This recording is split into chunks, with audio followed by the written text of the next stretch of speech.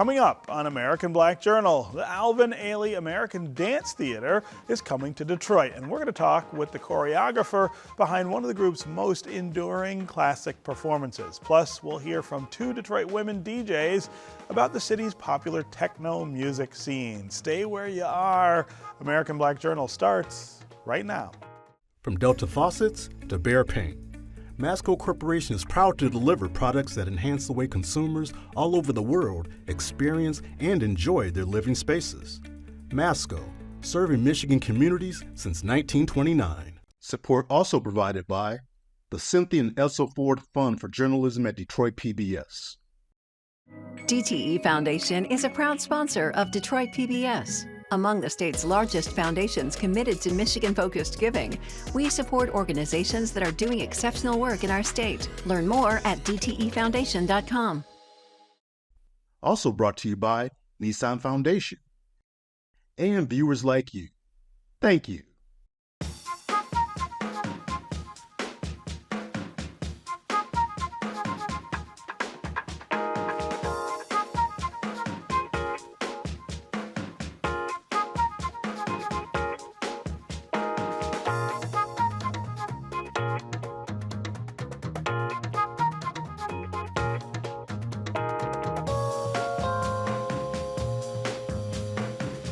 Welcome to American Black Journal. I'm Stephen Henderson.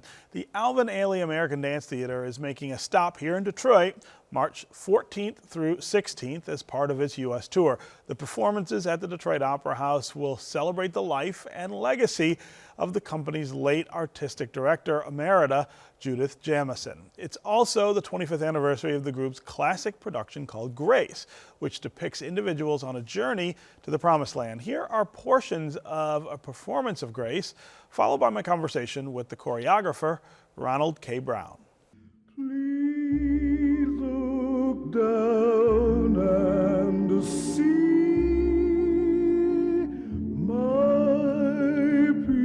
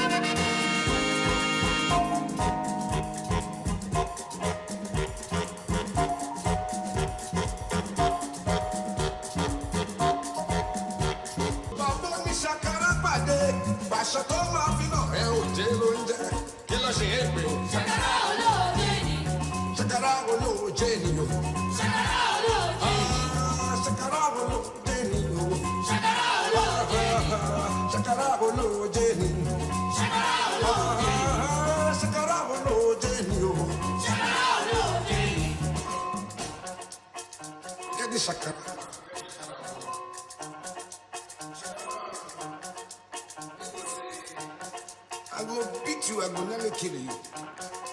La Shakara. I go beat you, go be like you get accident. Ronald Brown, welcome to American Black Journal. Thank you so much. It's my pleasure to join you. Yeah. So it's exciting every year when Alvin Ailey comes here to the city of Detroit. I first saw the company perform when I was 6 here in the 1970s at the music hall, and I've seen it many times since. There is something about right now, though, the time that we're living in, the things that we're living through, that makes me feel, I guess, more attached to and more inspired by the work that the company does. Talk about why Alvin Ailey is important in 2025. I understand, because it's about hope and resilience, and we need that acknowledgement more than ever during this time. Yeah, yeah. You guys are celebrating something pretty special this year. Talk about Judith Jamison and the influence that she had over Alvin Ailey. Yeah, yes, so the 25th anniversary of Grace is quite amazing, and it's, when you create something, you don't know how long it's going to last, and how relevant it will be, but I'm so happy that Ms. Jamison gave me the opportunity to create my first piece on the company, and we're able to bring Grace back to the world again and say, yes, even in the darkest of times, God gives us grace. Yeah. Talk a little more about, for our viewers, about Grace and what inspired you to create it and the message that it conveys. Yeah, so when Ms. Jamison asked me to create a piece on the company, the word grace came to my mind right away. I had seen the Alvin Ailey American Dance Theater in 1972 on a school trip when I was in the 2nd grade. I went home and made a dance. I started making up dances, but I would have never imagined that that boy who made a dance would choreograph a piece on that company that inspired him. And so, because Mr. Ailey loved Duke Ellington, I went to Duke Ellington's sacred concerts and found all these versions of Come Sunday, God, please come down and see about your people. And that is what grace is. Yeah. Yeah. And Judith Jamison is the person who commissions you to do that. That begins your work, right, with Alvin Ailey. Yes. And so she became an incredible supporter of mine, incredible mentor, and went on to create 7 pieces on the Alvin Ailey American Dance Theater. And so Grace being the first one is actually a testament to that whole legacy of giving someone an opportunity to do something special. Yeah, yeah. Both you and I first saw Alvin Ailey as children in the 70s. I think that's kind of interesting. But talk about, and you know, I can remember that first performance really clearly. The impression it makes on young people, on children, the connection that it draws between, particularly I think, African American children and American culture is important. Talk about what that looks like now, almost 50 years later. Duke Ellington has hundreds of versions of Come Sunday. Mm-hmm. I knew one version by Jennifer Holliday, but then I found this version by Jimmy McPhail, 1967. The only version of sung by a man that I found. And so that gave me the inspiration to make the God figure in the piece be a woman, and come down to earth with some angels who would round up the people who are behaving as if they don't understand God's grace. And it gives you an opportunity to talk to folks of all ages. I had a wonderful conversation with my nephew. He was having trouble in class once, and the teacher told him, if you snooze, you lose. And he called me and said, well, she's supposed to teach me. How can she say that? And so we talked about, what does that mean? Have you done your work? So she can give you another chance, but you have to earn it. Yeah. And so we talked about grace and God's grace. And so he gives it to you just for being. Yeah. But you have to earn grace in life too. Yeah, yeah. let's talk about the company and I guess kind of where it is in 2025, how well it's doing, the things that you guys have planned for the near future. I know there's always a lot of innovation coming out of Alvin Ailey. Well, my company Evidence is on tour. We're in Seattle now, but the Ailey company is going around the world with Grace and another piece I put on the company, Dancing Spirit. And so I'm so happy that Ailey and Evidence are sharing Grace around the world, and I'm excited. Yeah. What kind of feedback do you get from people who see it for the first time, Grace? I mean, I think people say often it's a new revelations. Yeah, so. Wow. That's pretty heavy. Yeah, so that's a gigantic compliment, an amazing feat. Yeah. How often do you get to perform it? We get to do it. I think we'll do it maybe 10 times during our touring season this year. Yeah. And when you're doing it now, what does that feel like? I mean, given that you created this thing and it's had this incredible life, what is it like to be inside of it on a stage? So when I created the piece, it gave my work a different exposure because Ailey tours around the world, and so interest in my work increased. And so it's amazing to be able to share it on 2 different companies around the world. Yeah. Okay, Ronald Brown, it was really great to have you with us. We look forward, of course, to Ailey being here in Detroit. Thanks so much for joining us on American Black Journal. Thanks for having me. March is Women's History Month, and our next story is about 2 pioneering women on the Detroit techno scene. They are known as DJ Minx and DJ Holographic. Both are scheduled to appear at this year's Detroit Movement Festival over the Memorial Day weekend. American Black Journal contributor Micah Walker from Bridge, Detroit, talked with the women about their musical influences, their personal coming out stories, and what's next in their careers. Detroit is known as the birthplace of techno. Adding to that legacy, DJ Minx, a legend in the city's techno scene, and DJ Holographic, who's learning from those who came before her. How did the 2 of you meet? Ariel and I met through, of course, music. And being 2 Black women from Detroit, playing this thing called techno and house music. Yeah. Me being mentorish. Once I know about a young lady doing some music, I've got to meet them. So I went to a party where she was just to meet her specifically. I love that. Holographic looks up to Minx, and the 2 have formed a bond through music. I'm super honored to get to know her more and more every day. And I'm trying to remember the first time I met you, but I know how many times I've heard of you. I have so many people say, like, if you don't know Minx, you don't know nothing yet. And I was like, you're right. And it just uplifted me to see you because I knew I'm in the right place at the right time. Both of you performed at Movement this year. You've been there several times. What makes each time so special? I would say each time is so special because I've been going since I graduated high school.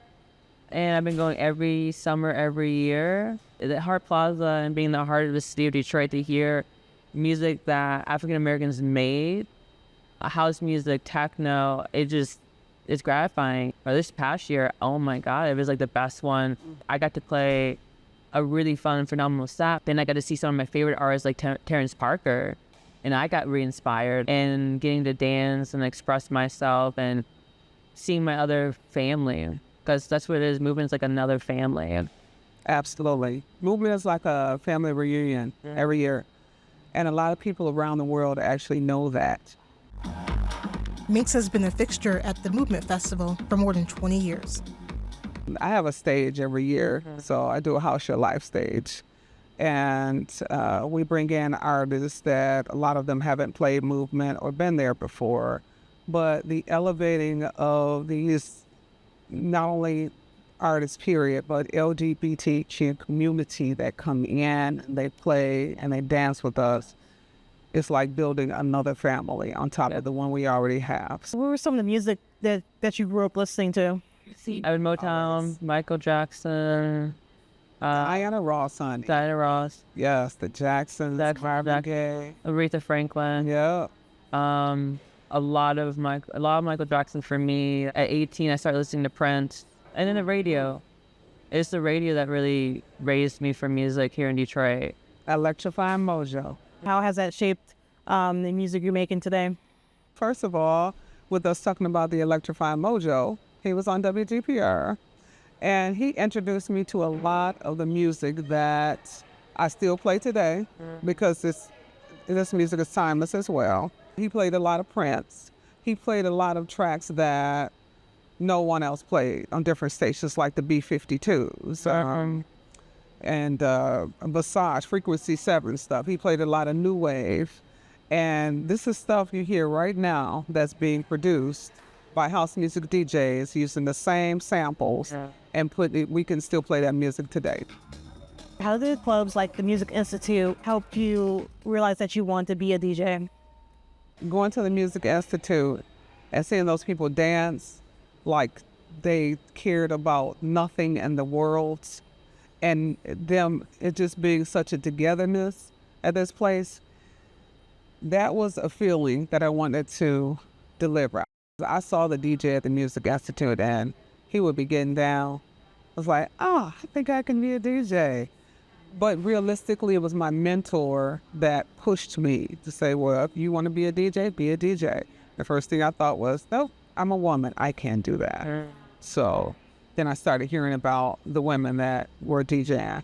Like there was Stacey and there was Kay Hand, rest her soul, and Serena Tyler. And I just, started practicing and realizing that it is something that I as well could do.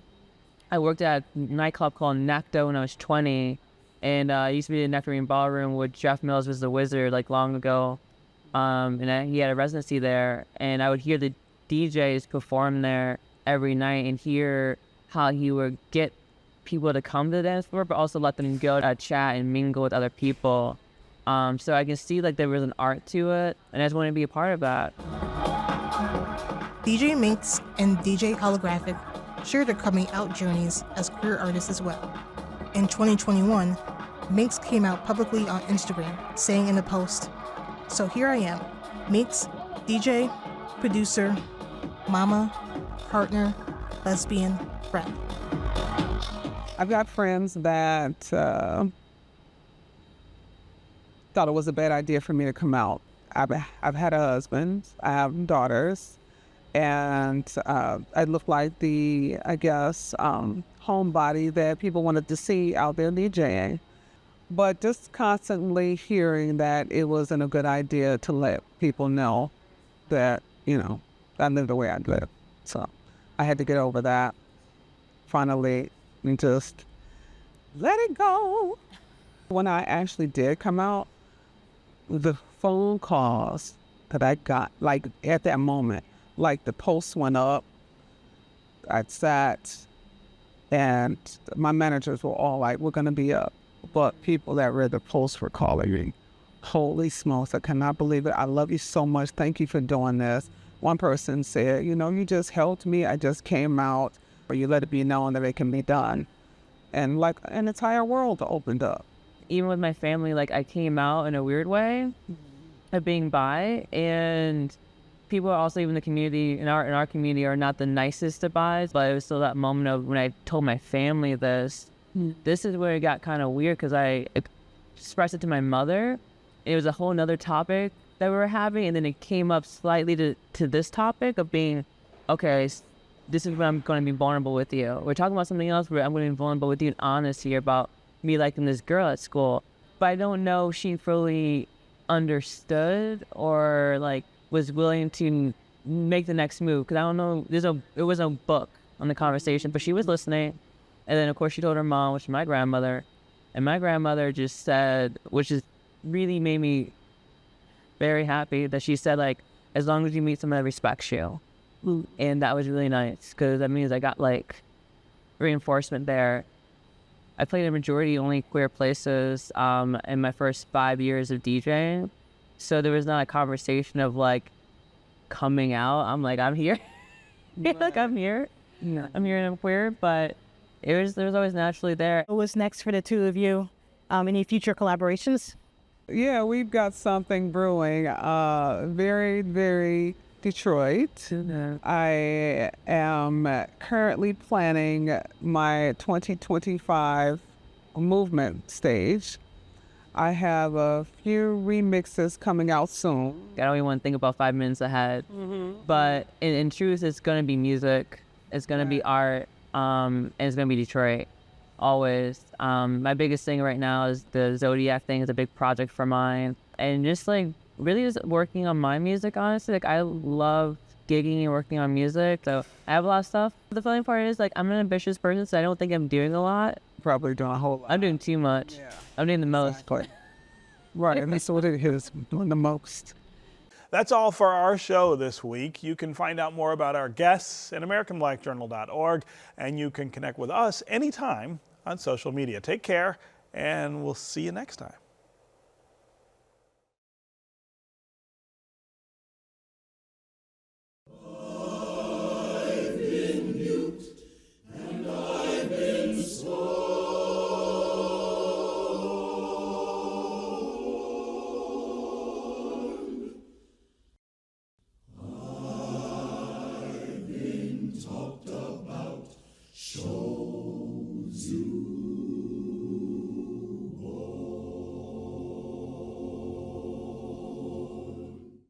I set my foot on the gas of the ship. The ship began to move. It carried me over into Canaan land. Why not every man? Oh, fix me, Jesus. Oh, fix me, Jesus. Fix me, Lord. Fix me, Jesus. Fix me. Dum dum dum dum dum dum dum dum dum dum dum dum dum dum dum dum dum dum dum dum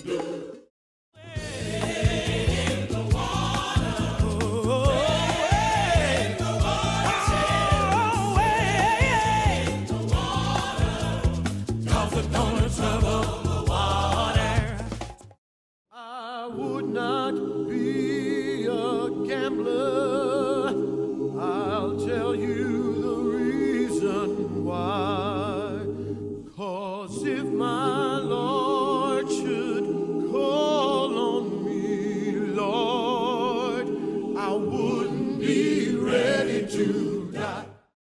Run to the sea, sea, won't you hide me? Run to the sea, sea, won't you hide me? Run to the sea, sea, won't you hide me?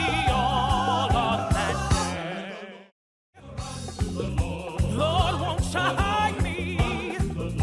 Lord, won't you hide me?